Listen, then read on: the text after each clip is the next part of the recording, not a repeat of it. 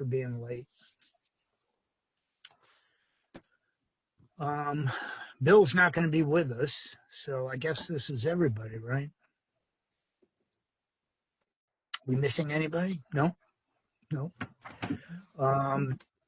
Okay. We don't really have an agenda, but I would like to just record the attendance. So if we could just go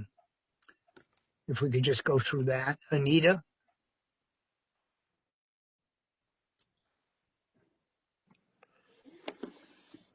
Anita's here. Okay. I'll answer for her. Lorna? Yes. Yep. Jennifer? Yes. Lou? Yep, right here. Jamie? Yes. Jake? Yep. Okay. Thanks, everybody. Again, I apologize for being late. So we are off. This is a workshop on goals. We're not going to take any action in terms of a vote, but we are for Jamie's benefit, I guess. Lorna, you've been through goal setting once, right? No. Okay. So usually this is a exercise that we engage in the fall, and for what I think are very obvious, justifiable reasons, we did not have a normal fall. We didn't have a normal goal setting process, but I've suggested that we do spend some time on it this evening and look at some goals that to kind of, introduce a sense of normality into what has been a very abnormal year, obviously. Because we're about 6 months off, there is a question of whether or not we're talking and looking at goals that might lapse into the beginning of next year. So, if we're looking at, we usually look at this as an annual process, beginning in September, ending in June. And now, of course, it's February, but I'm suggesting, and others may have other opinions, and that's fine. But I'm just suggesting we kind of look at these goals as not only as ones that might take us through the next 3 or 4 months, but also into the beginning of next year, or even through the end of next year. I mean, you can adopt these goals and revise them at any time, obviously. Vita sent out, and Jen has been kind of our taskmaster on these, and gives updates at our monthly board meetings, and I appreciate that, Jennifer. Vita sent out the 2019-2020 goals, which is our last time that we visited these. Hopefully you looked them over. There are some on there that were carried over from previous years, and can be carried over again as well. And then I'd just like to open it up and see what other people would like the board to address. Jennifer, I guess, already put her bid in on some programs that Jamie runs, but and no, I came in on that conversation a little bit late. So anyways, it makes a little bit of sense to start by just taking a quick look at the 2019-20 goals, the last set of goals we had, and just quickly go through them and see whether or not folks feel that we've adequately addressed the goals and can take them off our list, or whether you think they're goals that we'd like to continue. It's unfortunate the goal number 4 relates to the Dropout Prevention Committee, which is one of the committees that Bill serves on, and he's not going to be able to be with us tonight, so we can't get his input on that. But you want to take them from the start? We can take number one. We've had this on there obviously for 2 or 3 years as we've been going through our building project. We still have some, maybe more than some, unresolved issues with the building project. How do people feel about that one? And we also actually, as far as buildings go, we also have the beginnings of um, the very extended process that's necessary to address replacement of Dyke Newell and Fisher Mitchell. I think the finance committee has talked, or not finance, I think the facilities committee has talked about that. Patrick, is that right? They have, but just touch the surface on it. Yeah. No, understood. Well, and that would be I think that would be something separate anyway, from this one. I know that Patrick had some notes you had sent us, which I thought were excellent. And well, those are, I just had some discussion points for tonight, but that's it. But again, well, I would no, just add, I would just throw out though that, we're moving in on the 25th of February with kids. And again, if the board was interested in a goal around this, I could see, for example, final financial statements, for example, as we complete the project, because that doesn't happen for a little while with the state. The final punch list, any warranty concerns, and just, there's going to be some areas that are not completed when kids move in. So, and then just celebrations, because of COVID, whether the board feels it's important to have, be involved in monitoring the organization of celebrations and participating in celebrations for the new school. So you have that, and then I think you also have the beginning study of elementary schools that we'll have to do. So I'll stop there and let you guys. Well, I was just thinking that I would like to keep the elementary school one as a separate goal. I was just saying if we're going over the 2019-2020, that's why I brought it up, because you had that note about continuing oversight of the high school project. So I think it's not that we would keep it. We wouldn't keep that goal in the way that it's written now. We would rewrite it, but it's a modification of, because we're not done yet. So fine, the move-in is done, but all the things you named, Pat, the oversight of the high school, the punch list, the financial statements, and I love the also the celebrations, because that's absolutely going to be part of that. So I would say we come up with some wording, and that so that remains. We don't take this goal away, but we modify it to what it needs to be going forward for the next year. That would be my suggestion. Lou, could you see it? Could you see the goal modified so it would have an umbrella of like facilities, and then it would be, one of the goals would be the new Morse, and then another goal would be in the process of the new elementary schools? I mean, could you imagine a title on it that wouldn't, that would still keep it current, reporting out current, until those issues got resolved for Morse? I mean, I guess if everyone's comfortable with an overarching facilities goal, and within that goal, the first one would be, this is what's left to do with Morse.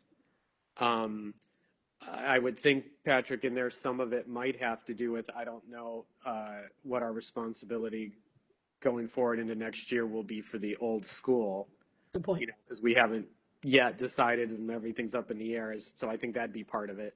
So yeah, we'd have maybe one section that's a modification of what is our current number one that has to do with Morse, and the second piece could be whatever these beginnings are of the elementary school. And I think that's important, because a lot of families are wondering what the future holds for, replacement of the Bath elementary schools, and, what that's going to look like. So yeah, that would make sense to me. Is there anything else, since we're on that topic, under facilities that would be added in there? Or are those the two? I'm assuming those are the two biggest. Is there something else that, are we foreseeing anything with, I always get confused, I apologize, with the fields and stuff, that's still the city, right? I mean, we keep negotiating as to who owns what, when, and is that something, Patrick, you think we'll be dealing with more in this next year, or is that just pretty status quo going for the next academic year? It still would be status quo. There's some things to clarify with the city, but I would say the things that you guys have mentioned so far are the two big.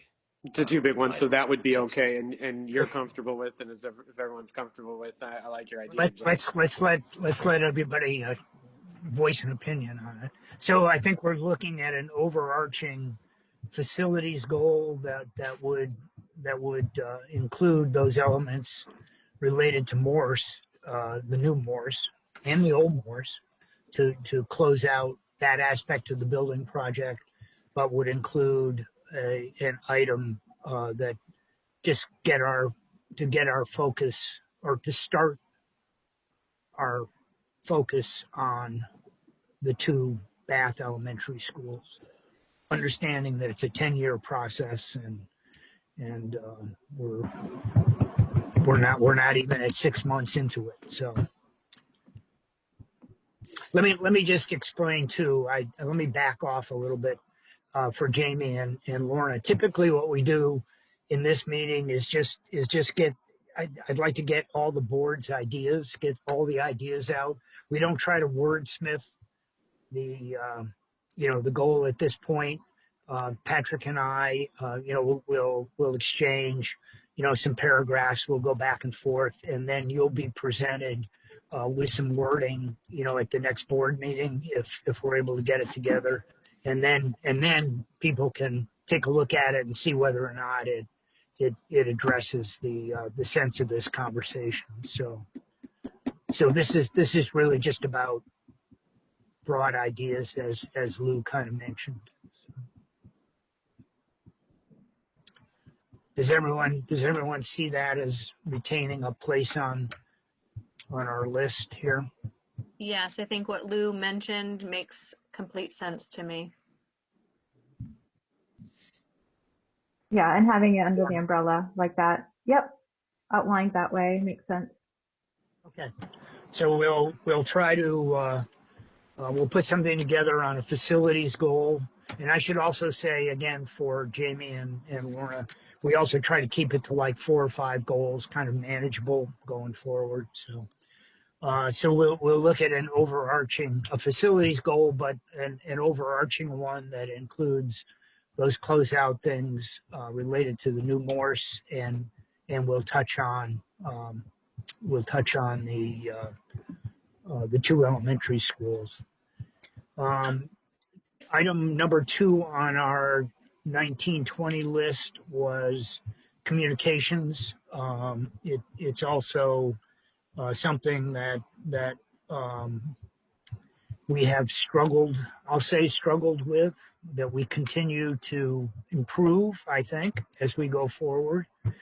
We've made some really great strides, I think, over the last couple of years. Maybe people will disagree with that, but compared to where we were a few years ago, I think our communication with the community is much better. It could be better, perhaps, and I mean, I would argue to continue some kind of a communication goal, that we continue to improve our use of social media to draw more individuals in the community into our deliberations, into our discussions. So that one, I think number 2, it needs to be, if you want to keep a communications goal, that's fine, but I think we need to reword it because it was really heavily on making that part-time position work, which I think, unless it's contrary, I'm hearing is working pretty well. So, I think that aspect of it is not done, is always ongoing, but I don't think it needs to be worded as part of the goal. But if you want a broader, I don't know if there's something else that's specific you want to do that's we're not doing, but just have to think of what we mean by communication in terms of, you know, I'm just not sure how specific or general you want to be with a new version, but I don't think the way it's worded now should be in there for this next year. That's my opinion. I would agree that I've seen definite improvements in communication. Have a great new website. I was able to quickly find the policies and information that I needed last week. I think that the articles that the press are picking up and things that are going on social media are all very positive and highlighting the really great work. I think one of the things that I continually hear and also experience myself is frustration with the frequency of communication from the schools to parents. And that is something that has remained consistent since I served on the communications committee a few years ago. Just the consistency, and also that still some of the emails that are going out are not truly mobile friendly. So there's a lot of expanding, or you have to wait to get on a computer. I would love to truly become a district that is mobile friendly so that people are very quickly and easily accessing information. I think we have the structure in place. We're getting those mobile friendly emails, but then you click on a link and it opens you to a PDF that you have to sort of expand and scroll back and forth. So I think very easy and attainable, and that's pretty specific because I'm technology driven, but that's sort of my 2 cents. That's a really good point. And Jamie, can I just ask a follow-up question? When you say consistency, meaning between the schools, not enough communication or too much? I think not quite enough. I think at the high school level, I think we get a quarterly maybe newsletter that contains a ton of information, maybe breaking that up so that it's easier for the people preparing it, easier for the people that are digesting it, and just more awareness of time-sensitive things that might be happening. And yeah. Okay, thanks. Hey, Jamie, do you know, what have you found, because this is your world, what have you found is most effective? Is it, I mean, it doesn't have to be weekly because then people get tired of seeing it. Is it a month? Would you say, is it monthly? You know, obviously quarterly sometimes because there's so much stuff, it's just too much. But what do you think is, I know there's no right answer, but what do you I would think, consistently you know, see? maybe bi-weekly, Bi-weekly? monthly, definitely.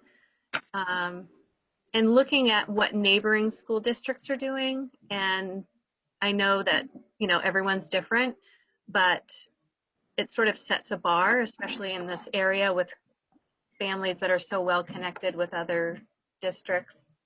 But I don't know, Lorna, if you have any input on that. I think you summarized it really well on the experiences, and I agree, we've come a long way. And I think honestly what I feel like is that we do a lot more than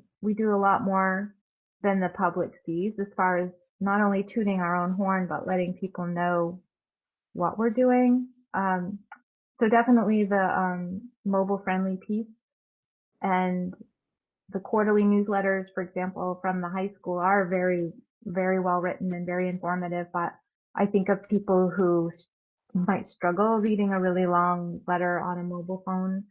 I think it's a delicate balance with social media, but I think just kind of finding a one funnel to funnel, if we're going to have a meeting, it's maybe funneled either through one person or very clear on who's going to do what when. I think that's getting better. But I think you summarized it pretty well. The only other thing I hear a lot, and I don't know if we can fix it, but if we get emails from Infinite Campus, so it says IC Messenger, and then we'll also get something from info@rsu1.org. Sometimes they get filtered to junk, which we can't control always. But I don't know if there's a way to rename those emails or retitle. Jamie, can you do that where it might say info from Morse High School? I mean, most people know what Infinite Campus is, but I think sometimes it gets lost. And I think that brings up a good point. I get emails from the info, or it says Infinite, or it says IC or something, but I'm never Mhm. sure which school it's coming from. And Mhm. so if you have a student that's in, or have multiple students in multiple schools, it's not clear right away who it's from. It is a strange way for it Well, to come that's true in. because some of them are school specific and some of them are district wide. So Right. like if it's a COVID related thing and it's at one school, you might be getting it because your kid's at that school, or yeah, you're right. That I don't know how you fix that. There's got to be a way to do it so you know it's coming specific. It's more specific versus a general district wide occurrence. Right. Huh. Okay. And then the last thing is, I think our app, I have a good experience with our app. I don't know if people really still use it or um, know it's there, but it is there. And again, it's just a matter of getting stuff. If stuff's on the website, it should be on the app. But I really like the app, so I don't know if there's a way to promote that more too. Maybe we could do a communications campaign that would kind of highlight the app and highlight what the resources are and do, explanation about that for the public and how to get it and how to use it. Yeah, it might be I, helpful. I think I like the direction I think that Jennifer's going. I mean, I think one thing, that I experience as having as the only member, well, I shouldn't say the only member, but one of the only members on the board who has only one connection to the school, and that's as a board member. So I don't get Infinite Campus, for example. I mean, I don't see those communications, and if I wasn't on the board, I don't think I'd have any established link of communication, as just a community member. Um, so maybe not we won't perhaps. I think what I'm hearing is folks don't want to drop this as a goal, communications as a general goal, but perhaps we can you know take a look at how we reach various audiences. Um, I've never tried to get it on. I haven't experienced the problem Jamie's referring to on my mobile because I haven't tried it. But um, and maybe maybe through a campaign or something that Lindsay might put together, and we can talk about this more obviously, but that Lindsay might put together that we can try to get a sense of how deep in the community we actually get, we penetrate with our messaging. Um, um, it might be that we reach parents very effectively, uh, but we don't reach other members of the community at all.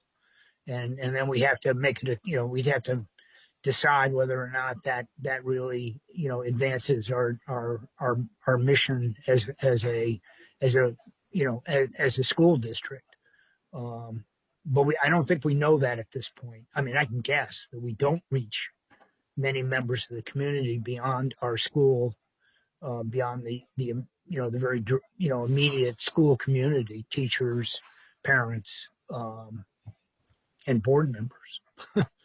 Um, Nobody else thinks. Why would they? I suppose nobody else, as a general matter, of course, goes to the website to get information. But maybe we ought to figure out what's the best way to reach those folks as well. So we'll keep a communications goal. We'll include some of the technical concerns. I'll call them technical concerns that Jamie's raised and Lauren that you've referenced as well, and perhaps frame a goal around how we might um, improve the extent to which we reach those captured constituents, and also other constituents out in the community, like people who people who pay taxes, for example. So, but we'll keep a communications goal. I think that's kind of the consensus I'm hearing. I'm just trying to move it along. If I don't want to brush over any thoughts, but No, so you said that would include tech concerns, different yeah, ways of communicating, as well as I know some of these other good points that talking point of things like those when folks who don't have the tech, aren't tech savvy, don't have the yeah, ability, making sure we're communicating with those families. yeah. So yeah, that's great. Okay. See how we can reach those families as well. So item number 3, and Anita's with us, I guess. We've had this as a goal, response to intervention, um, as an ongoing goal for a couple of cycles now. I have a proposal for that, Steve. Sure. We I'd don't, like we do. Go ahead. Yep. I'd like to redirect this goal a little bit, but I would like us to have a goal regarding special education. I would like to have a goal that would allow us to take a really deep dive in our special education program, that would evaluate its cost, its effectiveness, delivery methods. I would like to get a real feel for historically how students have graduated in the past from it, and how the rates of graduation are now.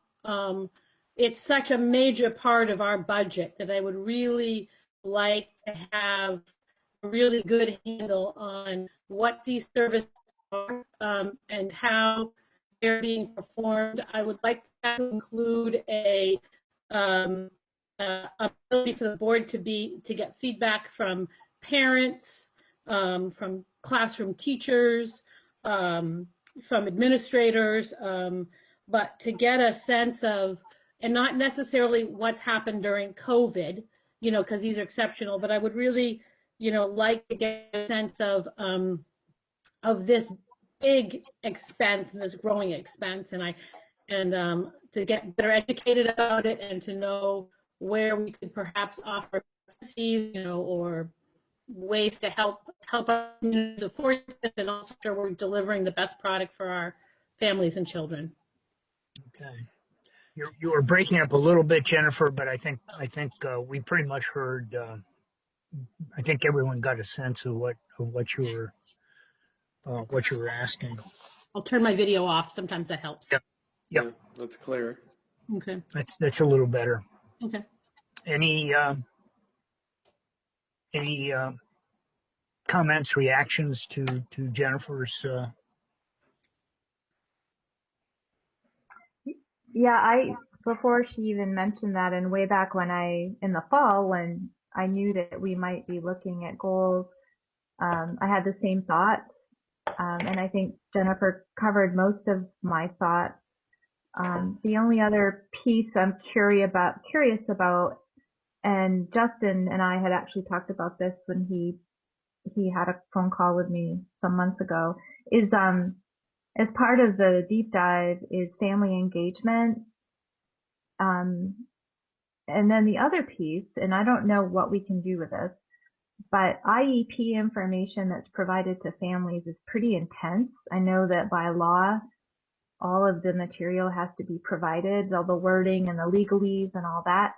So I'm really curious in how that's received. And if, as we talk about equity and we talk about engagement, the whole IEP process and how that trickles down to families, and does it result in their engagement. So I guess what I'm saying is what Jennifer said, and then a curiosity on ultimately family engagement, because it is a partnership. But I really very much like the idea of that goal.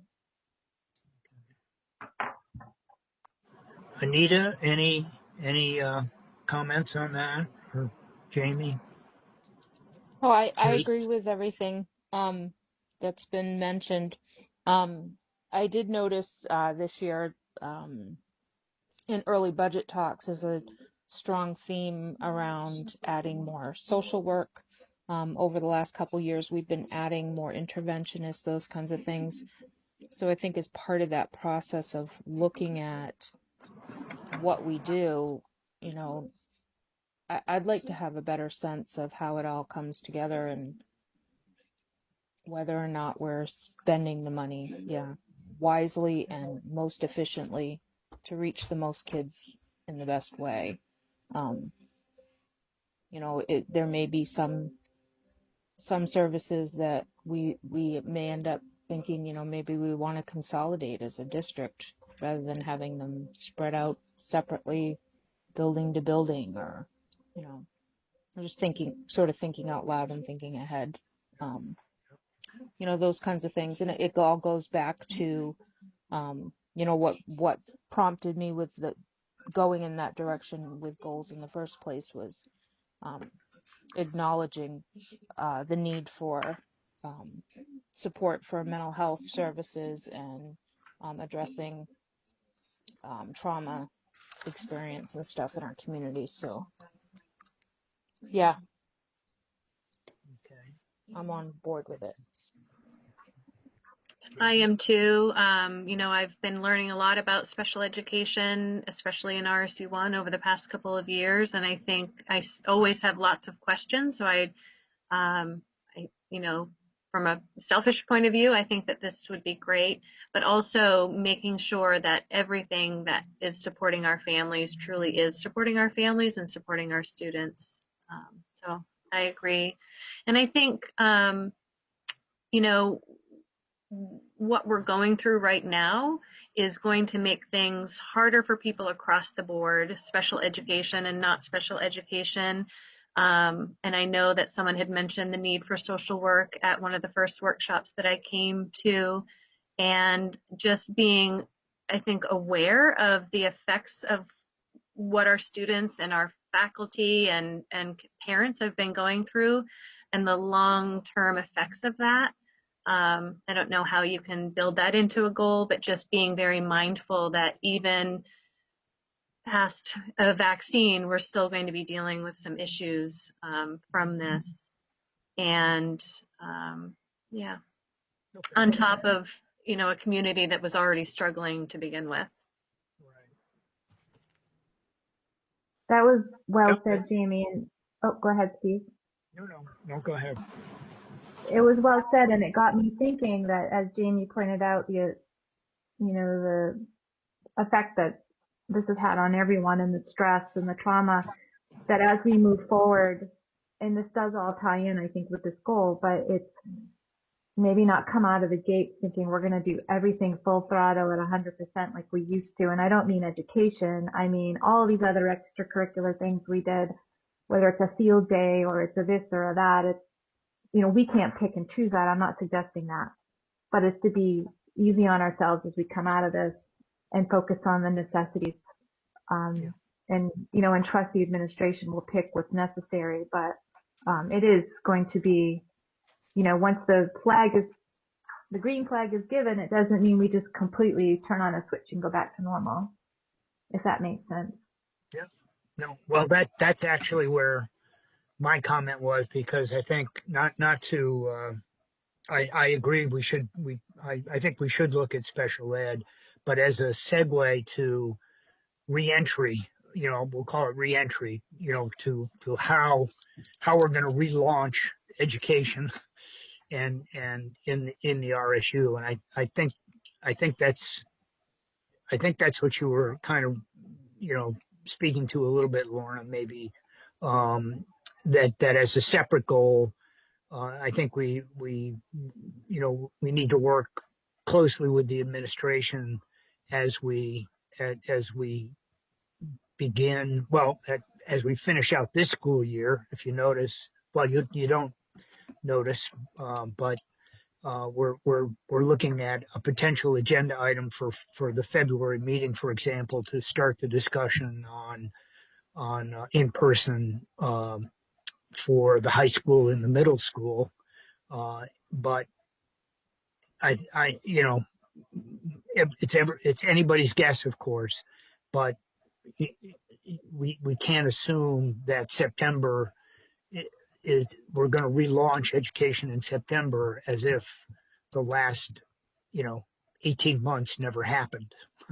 And so that I'm suggesting that might be a separate goal, but I think one related to the kind of thematic things that we're talking about with special ed, and trying to identify those kids that are going to need to do a lot of catch up, frankly, in their IEPs, and even for kids who are in the RSU without IEPs.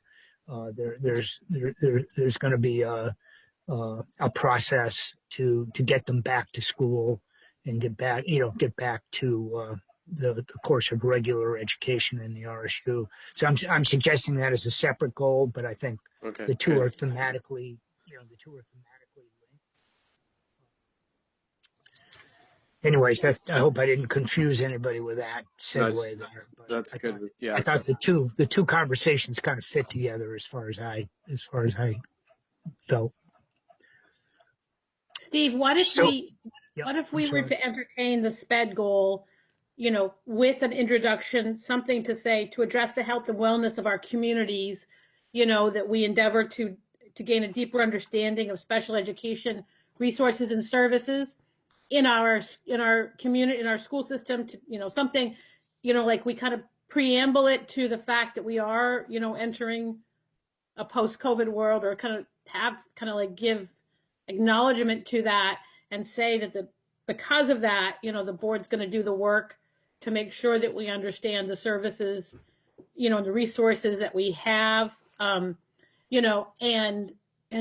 then to break it down to like three or four areas to what we can gain. I like having small segments of goals, because what we can do is have a workshop, gain a better understanding. I can report out, we've addressed this goal by this meeting, by this work, and we're going forward on it. I mean, I like having little subset tasks there, I think, because it helps us, it helps the community understand what we're acknowledging, a good rubric for success. But sure. Yeah, so just a thought. Okay. Okay. So we're going to take, well, what we have is, well, we're not replacing one goal with another, but we're going to adopt. It sounds like there's consensus that we adopt a goal related to special ed, and we'll work on the wording of that. And then as a fourth goal, a goal related to reentry, to just the general restart of education in the RSU. Are people okay with that one?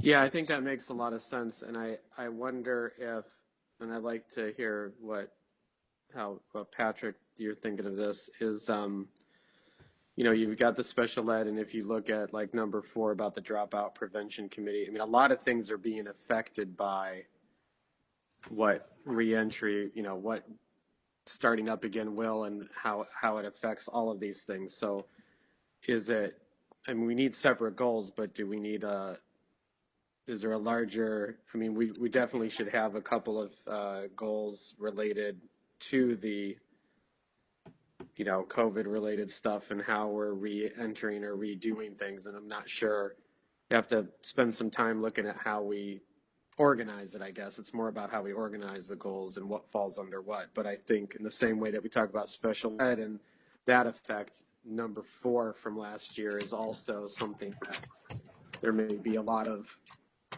change because of what's happened as well. And, a lot more families possibly in crisis, and, what does that look like? So I just say whatever that other goal you're talking about, Steve, I think it's going to encompass a few different things in terms of the separate goal. But I think number 4 here looks like is something we certainly have to maintain as a goal of some kind. I don't know. I'm just trying to figure out how to organize it. I serve on the Dropout Prevention Committee in a different role. And I think, when I saw these board goals last week, one of the things that I would love to talk to our board about is having a better understanding of adverse childhood experiences and being trauma informed. I think RSU1 does a lot of great work around being trauma informed. And are we starting early enough? And are we effective in what we're doing with being trauma informed? Because the thing that we talk about at this Dropout Prevention Committee is how we wished we could have identified these kids in 3rd and 4th grade. When they get to be 16 and 17, it's really hard to back it up and try to keep them connected. And I think what we're seeing now with COVID is certainly a lot more of that disengagement. And, it's a lot of it sometimes is connected with homelessness, and it's connected with things that happened when they were children. And so that was sort of my hope, was that we could really take a look at being truly trauma informed from the very top school board all the way down to the classroom. And like I said, I know that there's really great work that's happening in pockets, and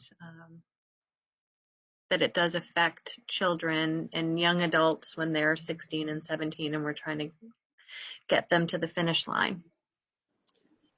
Jamie, would you think then that a modification of number 4, which would then include trauma informed, would be adequate for what you're talking about? Yes, I think so.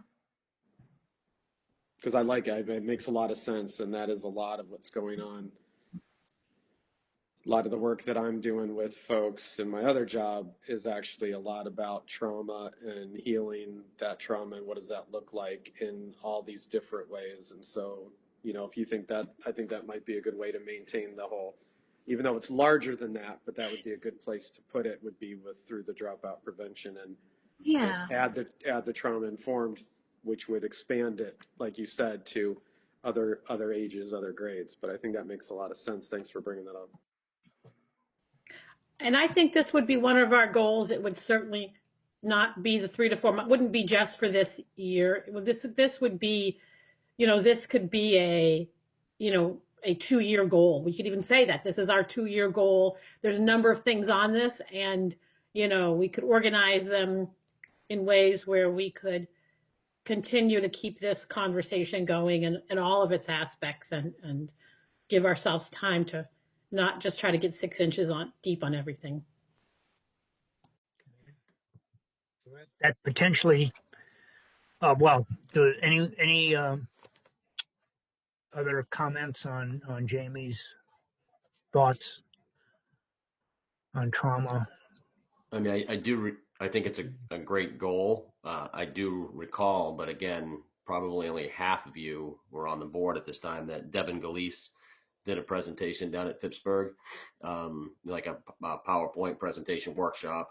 And then I think it was 2 or 3 years ago now, that we brought in, some outside presenters, to work with our staff on trauma informed, instruction in general, and being more aware of that. And again, it doesn't mean that just because you do it once, you can just stop. And I don't think we have stopped, but, I don't know whether, we could somehow put in, the whole mental health piece and the pandemic, and then mesh it in with trauma informed and the dropout rate, whether Steve and I could attempt to do that. And I don't know if the board sees that kind of working closely with the administrative team regarding reentry plans and making modifications and balancing safety with student learning needs and mental health.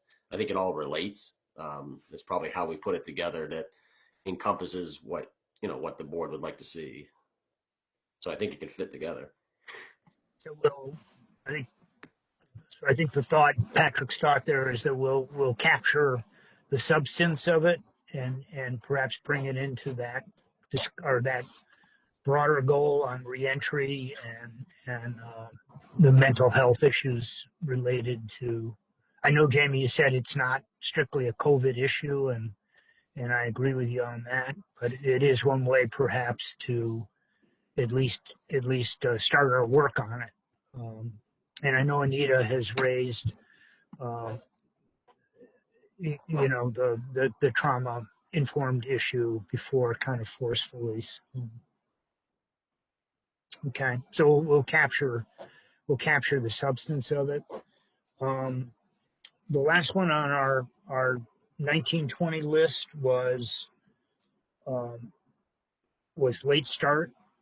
It's an ongoing issue. We were supposed to have a vote on it sometime this last spring. I guess we're a year late. Well, Is it yeah, still in? once COVID hit, everything just stopped with that. Yeah, So no, understood. Understood.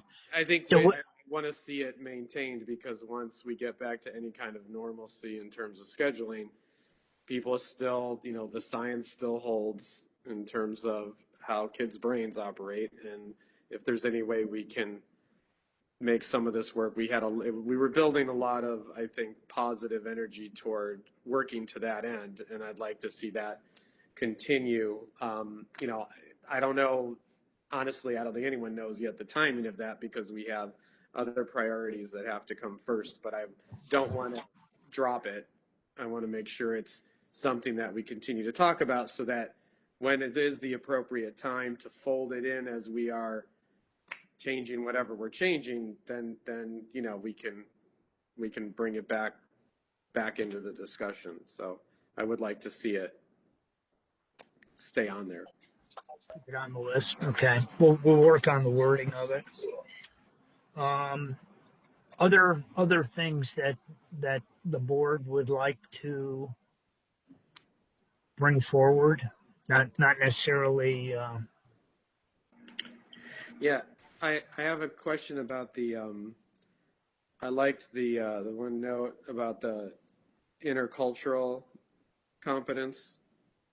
I don't know if you want to speak more to that, Patrick, but I was thinking, again, I've been working with a lot of groups that are helping out a lot of the new immigrants. I know we had to hire another, and I'm not sure that it may be more expanded than this, but I know we hired, more folks helping with English as a second language. I think there's something should be addressed, just because now the new administration, with things shifting, I'm not sure when. It could be tomorrow, it could be next year, but we're going to start seeing more people show up. And it's just something that, again, I'm not sure where it belongs, but I like, as things are folding in anyway, that's just a good, I don't know if it's a goal or more of a principle of this intercultural competence, maintaining it, growing with it, but I just wanted to, highlight that. No, I mean, just part of our district education plan. I mean, that one goal about, having a safe, respectful environment for all kids, and for us as a district. I'm not necessarily saying it has to be a board goal, but just having that strong emphasis on increasing intercultural competence, or I guess you can use different words if you'd like, but just having everyone, but especially our students, be able to, the ability to function effectively across cultures, to think, and kind of act, appropriately, be able to communicate. All of those things come into play, that I think is not just a school issue, it's a societal issue. But so, yeah. Yeah, I like it. Thanks for, I like that one a lot. I have a goal suggestion or request.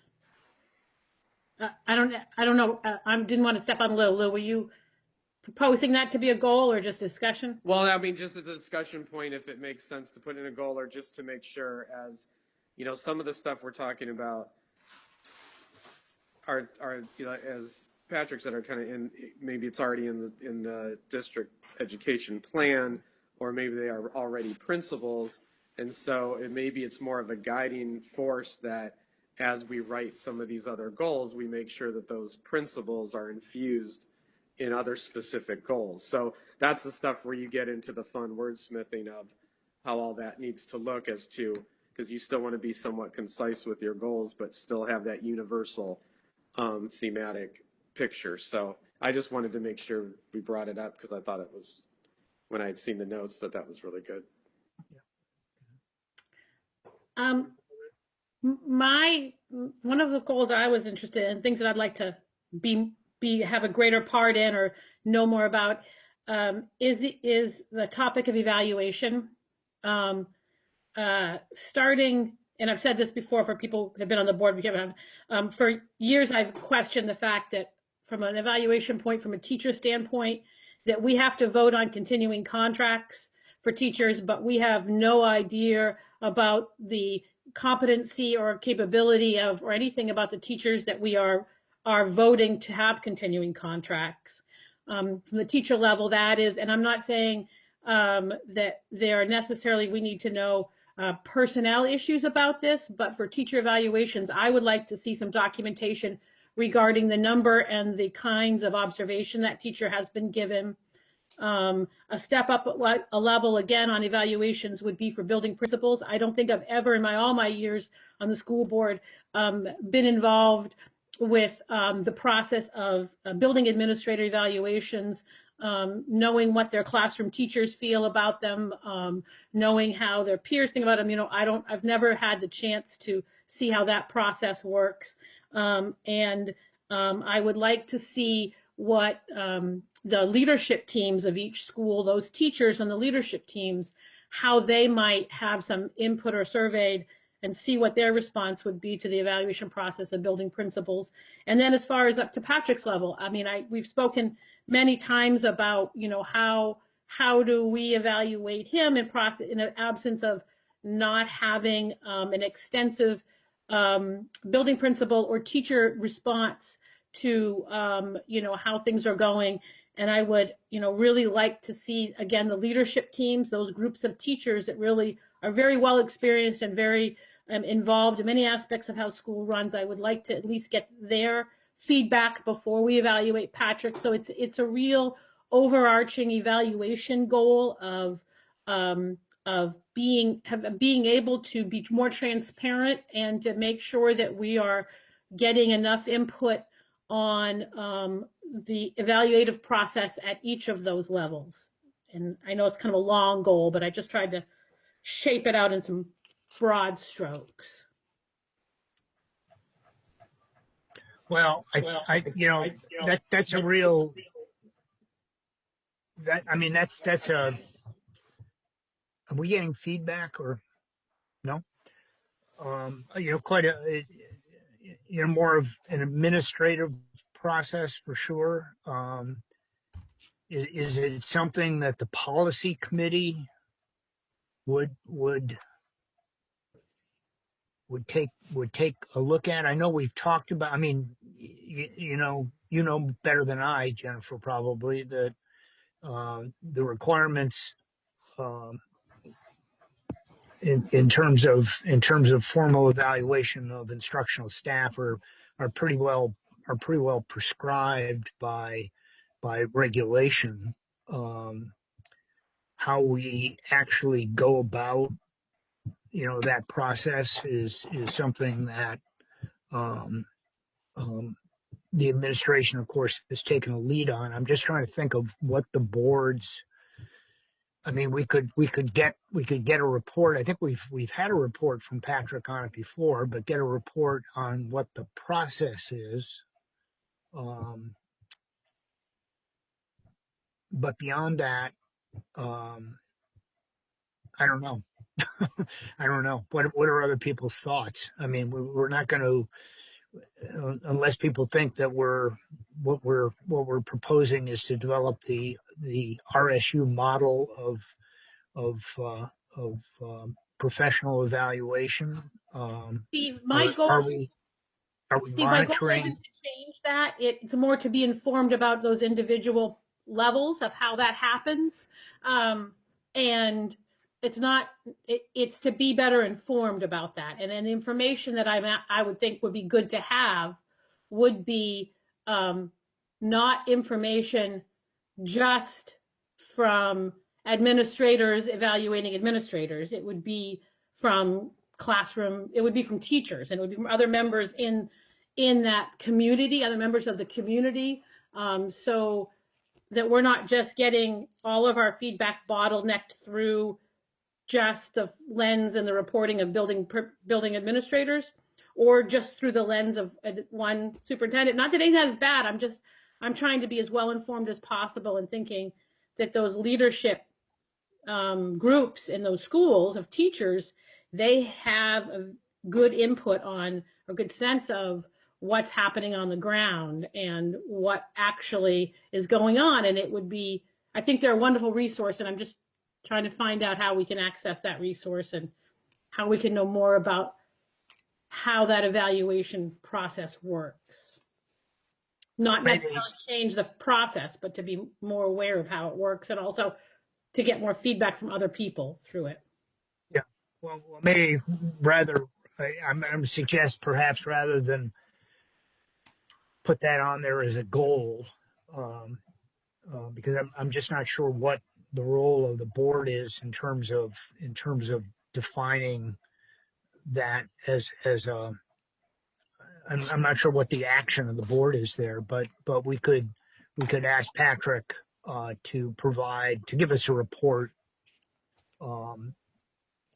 either in a workshop setting or as part of a regular meeting, and use that as sort of the starting point of perhaps a more a broader, more detailed discussion of what our evaluation process is, and whether folks feel that it provides us as a board, but perhaps more importantly the administration, who is really tasked with the responsibility for ensuring the integrity of our educational programming in the district, whether or not it provides them with enough information and adequate information on how staff are doing their job, and do that first just through a report or a presentation from Patrick or Katie on this. Is that a way to get started rather?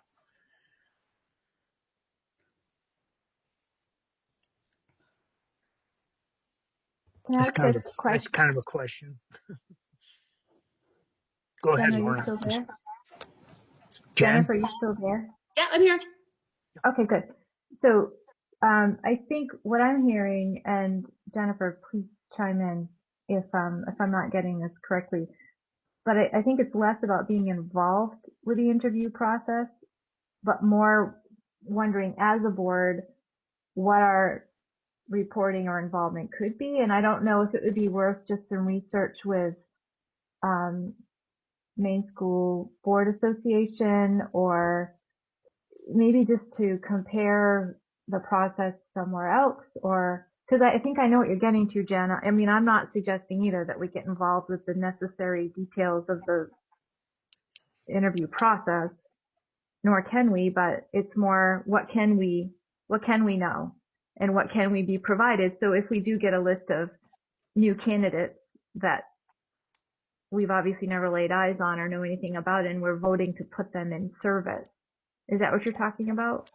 Well, that would be the teacher level. And so for that, I was just saying, like, I don't have any documentation that tells me the level of observations that any of these teachers have gotten, the number of observations, how they are. So it seems like a lot of this evaluative process is bottlenecked through the building administrator for some things. And so, all we hear is that one, all we know is whatever that one person reports to us. And I like a number of different reports, so I'm not just relying on one source. I think that helps me stay well informed. So for the continuing contracts, I would like to know that one piece at least. How many times has this teacher been observed, not just in the year that they're asking, that we're considering that they're getting a continuing contract, but what has been their 3 to 5 year, how many times have they actually been observed? I think that would be important to know, because then I can say, okay, they've been observed this many times. This is why this building administrator has come to this conclusion. When it comes to building administrators' evaluations, I don't know how those happen. I don't have any understanding about that. And in the years past in working in the district, there were surveys that we did of the superintendent and of the building administrators, the teachers did.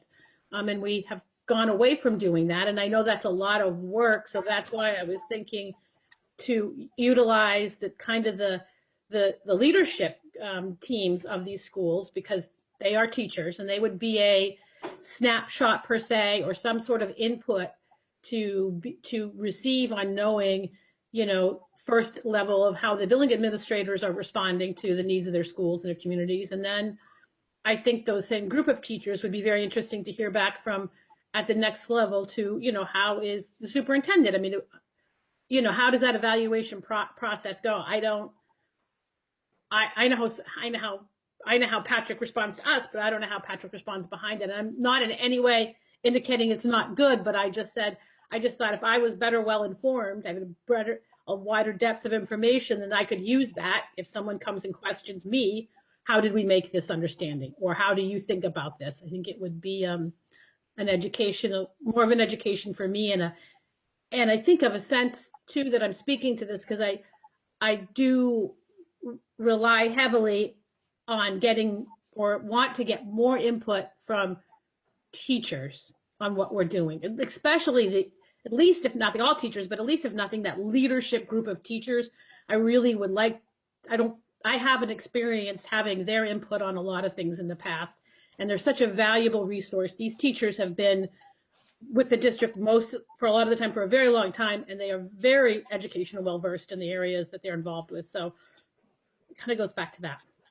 I don't want to take up too much time. If no one else is interested in it, then, I don't. Well, why don't we start, and I'll,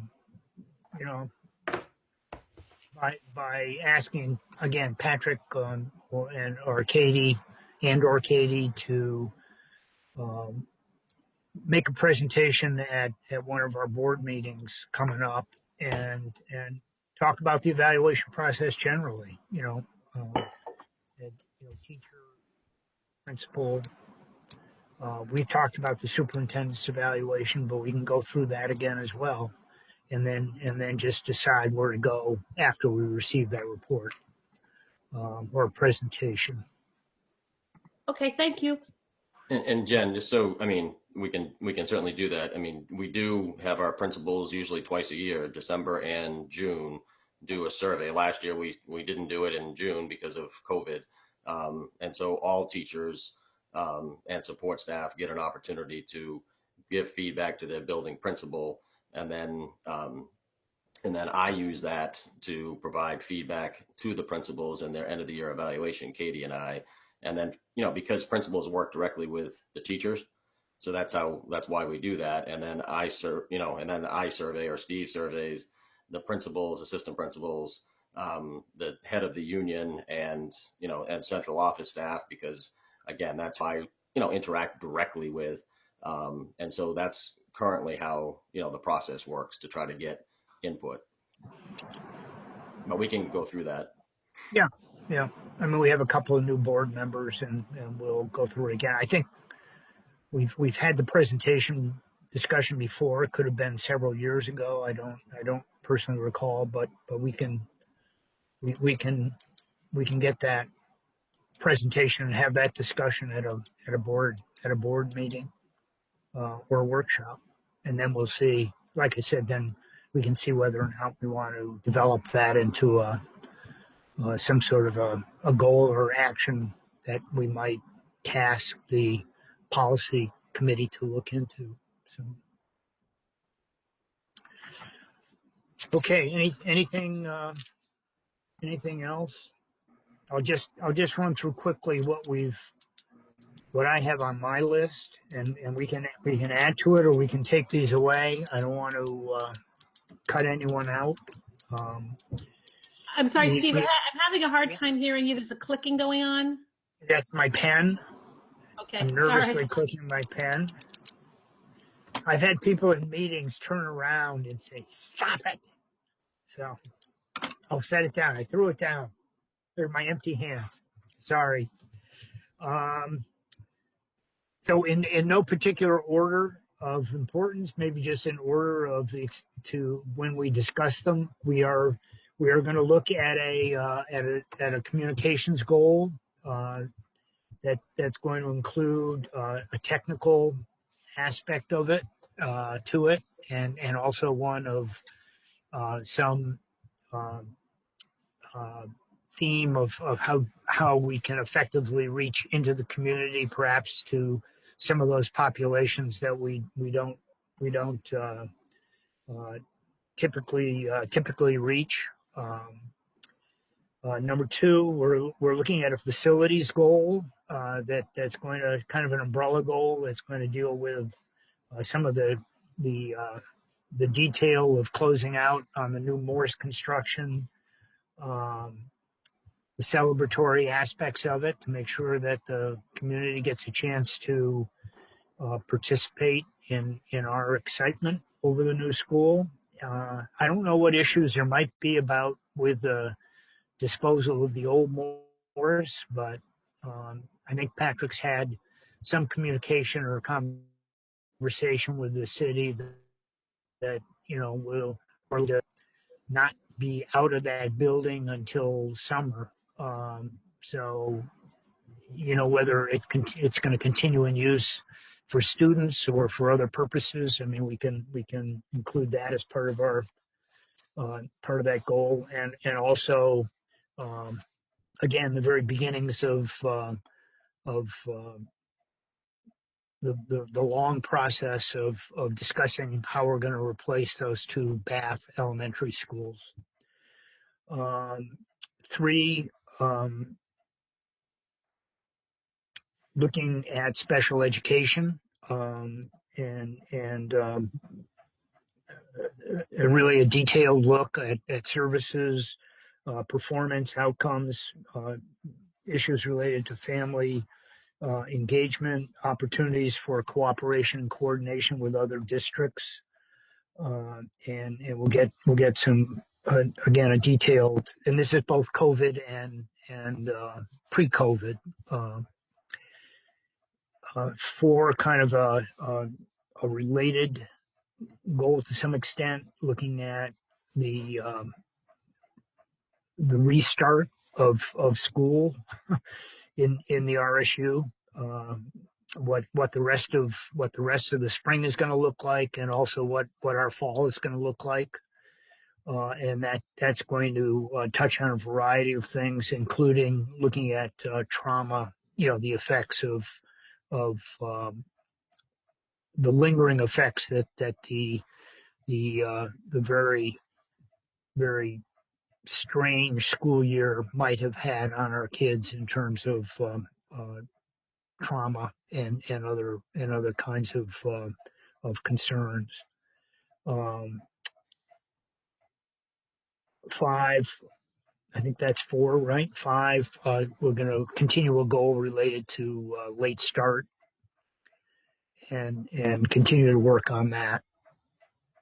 So those are the five goals that we'll work on some wording for. We'll deal with evaluation in a presentation to the board and decide whether or not to add that to our goal list at some point. And Steve, I would just say, and I'm just in a speaker, my computer's about to die, so I took off video hoping that'll help, and I seem to be not have my plug, which is brilliant as usual, right? I just wanted to just say, to whatever extent, as you and Patrick wordsmith this, any overarching, obviously, about the pandemic, about how we're handling things, whatever kind of goal, whether that's an overview of something with goals underneath it, or whether it's its own separate goal of maintaining and dealing with reopen, I don't, whatever's appropriate. But I think obviously that on some level would have to be there, again, either infused in each of the goals as an aspect or its own goal with some subheadings. But once you start wordsmithing, you'll have a better idea. But I'm just lending my support to anything like that makes sense. Okay. Thanks for the, I yeah, had Lorna? yeah, and I just wanted to backtrack because I think I didn't see something. Was it Lou was talking about some notes on intercultural? Um, what was it? Did you send something, Patrick, that maybe I didn't see? No, he just said there was some notes that he had that were just some talking points that I don't think he sent to everybody. It was Oh, okay. just that I had mentioned some things to Lou and Steve when we met about just some things in our Okay. district educational plan. And so that intercultural competence is the one that as a district, we're going to tackle. It doesn't have to be a board goal. It was just something that we're going to, and we're working with the city of Bath actually with a group that they have about diversity inclusion.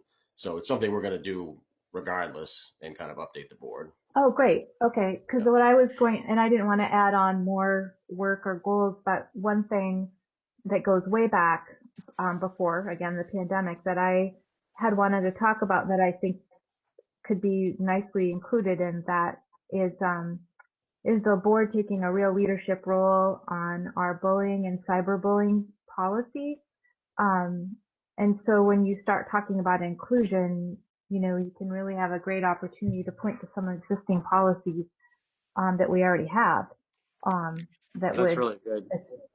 yeah, and and especially in the political climate that we've been navigating, what I see now as a parent is, almost a pendulum swapping on, exclusion of kids who think very differently, mainly just from the modeling of the current climate we've had the last 4 years and continuing.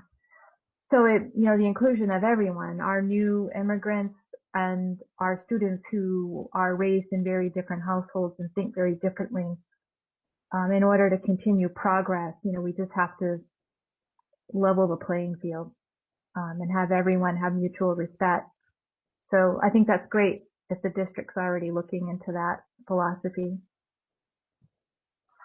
Yeah. Well, yeah, I mean, I'm just mindful of the group that came in about a year or a year and a half ago and addressed the board from the safe committee or the safe club, that they felt that there were strides or steps that we needed to take. And Devin, uh, uh, Devin did address the board on that. But we'll take another look at it. And maybe it becomes the sixth goal, or we can build that theme into some of the other goals that we've identified here. I just wanted to, on that topic, the organization called Merida, which is the Maine Real Estate Association, has an annual conference, and they do a lot of research into how communities are growing, and that they say that the Bath Brunswick area is one of the hottest housing markets right now, and B, they report us, so they really highlighted this area in terms of growth, and they also said the largest growing population in this area is New Mainers. So I think that does kind of hit upon those needs of, as we are looking forward, as our communities grow and change, that we are looking at those issues of inclusion and diversity. And I'm glad that we're doing that. I just had one question. I just wanted to, this is not really a goal question. Before we leave, Steve, did you mention that there's going to be an agenda item on the February board meeting that's going to address middle and high school returning to full-time instruction? Is that something that you mentioned? Is that an agenda item upcoming? Well, it's not. Yeah, it's not. I wouldn't say it's agreed to at this point. I mean, the way we set the agenda, Patrick, usually, uh, sends out a draft agenda to Lou and I, and I haven't taken a real close look at it at this point. But I noticed that Patrick is proposing some discussion on that under new business. I don't know. Yeah, I don't know. The way I worded it, Jen, was discussion of increasing in-person instruction for middle school and high school. And we've had numerous meetings about this. We have another one tomorrow. And really that's what it will be is, I mean, I hope the board's comfortable with that. It's really a discussion, and our, administrators are going to talk about, the pros and and the cons, and the concerns, the positives, and the obstacles, those types of things. So, and every building's a little different, because of, the population, because of the size of the building, vocational. So it's really, our plan on February 22nd is not to talk about pre-K to 5, because I think we've rehashed that. It's going well. I think we haven't had any cases, knock on wood, for 2 weeks. But it's to talk about how can we increase and what's in the best interest of the students at each one of the schools. So yes. But at this point, it's a discussion. It's not, there's no action item here. So. But I think it's important that we do have the discussion, because I think that Yes. people in the community are wanting to know that it's at least we haven't forgotten that age group. Our focus has been so much on the younger kids, and that doesn't, now that we've gotten those schools up and going, it doesn't mean the work is done. Now we just move on and we start this discussion. Yes, I was asking because I've had parents reach out to me and ask, when are we going to start addressing this? So I'm glad that it's going to get some discussion time at the next meeting. I'll let them know. Thank you. I'd wait for the agenda to be formalized. It will be within a couple of days usually. I think with vacation week coming up, I think it's Vita and Patrick are trying to get the agenda, done before the vacation so that we can get it out. So it'll probably be formalized within a day or two, and then posted. Thank you. Yep. Okay. If nothing else, or if other thoughts come to people, send off an email. Like I said, Patrick and I will try to get together over the next few days, several days, and put some words down that are intended to reflect our discussion here. Sometimes we miss key points, at which time you can certainly add those. It will be on the agenda. Well, again, the agenda is not formalized yet, but I'm proposing that goals be on the agenda for our next meeting. And that's when we'll distribute the wording. You get the wording in your packet, and take a look. Hopefully it captures what we've discussed tonight, and then we'll go forward. So. Thank you. Okay. Thank you. Good meeting. That's it. Yep. Okay. Yeah. Thanks very much, everybody. Have a good night. See you later. Too. I stopped clicking. There's my pen right there. See you later. I do get criticized for that.